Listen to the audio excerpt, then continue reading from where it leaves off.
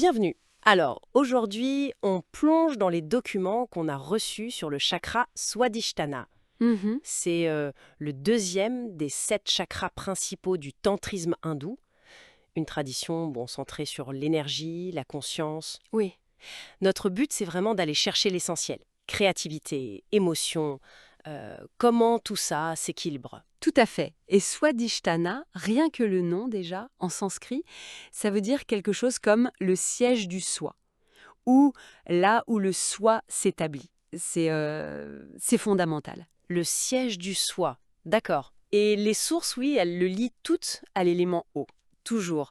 Et donc, par extension, la fluidité, les émotions, la sensualité, et bien sûr, cette fameuse impulsion créatrice. C'est un peu le centre de notre équilibre émotionnel alors. Et créatif, c'est ça. Un point névralgique pour notre capacité à ressentir et à générer, à créer. Les descriptions visuelles dans les documents sont assez précises, frappantes même. On parle d'une roue, un lotus, c'est ça, avec 6 pétales. Exactement.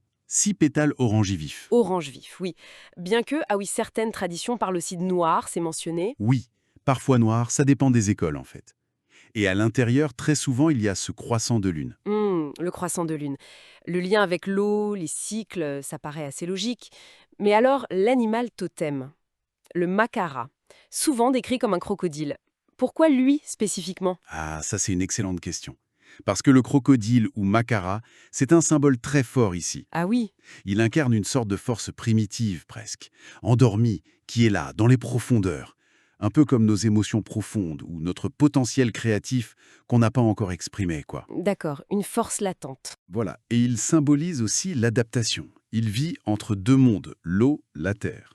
Ça fait écho à l'eau, bien sûr, le mouvement, le flux, mais le crocodile, il rajoute cette dimension de puissance contenue, de survie aussi. C'est pas juste une fluidité passive alors. Non, exactement.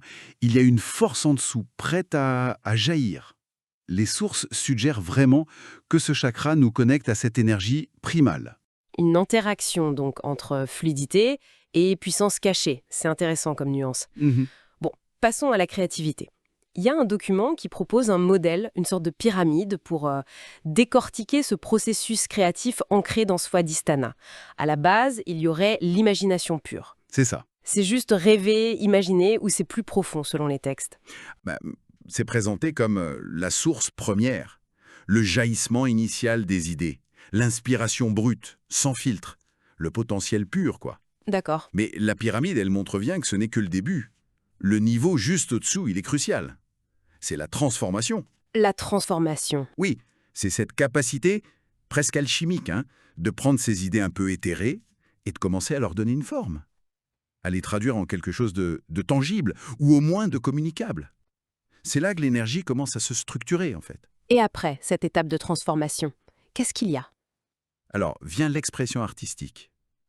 Les textes la décrivent comme le lieu de la création spontanée, authentique, là où l'individualité s'exprime vraiment. Ce qui est intéressant, c'est que ça vient après la transformation. Ça suggère que la forme ou la technique, elle est au service de l'authenticité, de l'impulsion de départ. D'accord, la technique au service du fond. Voilà. Et tout en haut de la pyramide, on trouve la fertilité énergétique. Fertilité énergétique. Ça sonne large. Oui, c'est pas juste la procréation au sens physique. C'est une connexion beaucoup plus vaste à la force vitale elle-même. La capacité à générer, à nourrir des projets, des relations, des idées. C'est l'aboutissement de tout ce flux créatif qui vient irriguer tous les aspects de la vie. Ces modèles, ils tracent donc un chemin assez clair, de l'étincelle intérieure jusqu'à la manifestation extérieure. Et tout ça nourri par cette énergie vitale fondamentale. C'est exactement ça. Donc, si on essaye de résumer un peu tout ça. Swadhisthana, le siège du soi, intimement lié à l'eau, d'où cette connexion forte aux émotions qui fluctuent et à la force créatrice. Oui, Les symboles clés, le lotus à 6 pétales, la lune, l'orange, le crocodile, tout ça pointe vers la fluidité, l'adaptation, mais aussi cette puissance sous-jacente, ce potentiel vital. mhm, Et le processus créatif, selon ce modèle en pyramide, il y trouve un ancrage bien structuré, de l'imagination jusqu'à la réalisation. tout à fait. Et juste pour élargir un peu la réflexion, au-delà de la description pure, Oui. les sources insistent beaucoup sur cette dualité. L'eau, fluide, adaptable, et le crocodile, puissant, parfois immobile, mais toujours prêt à agir. Alors, si on prend conscience de ce siège du soi, de ce centre qui gère à la fois nos flots émotionnels et nos élans créatifs, Oui, qu'est-ce que ça change? mais comment ça pourrait transformer notre façon d'aborder les changements inévitables de la vie? Ou même ces moments où on se sent bloqué, stérile, que ce soit créativement ou émotionnellement. Hmm. Peut-être que la clé, justement, elle est là, dans cette navigation consciente entre la fluidité et cette puissance intérieure qu'on a tous. Savoir quand laisser couler et quand mobiliser cette force. Qu'en penses-tu?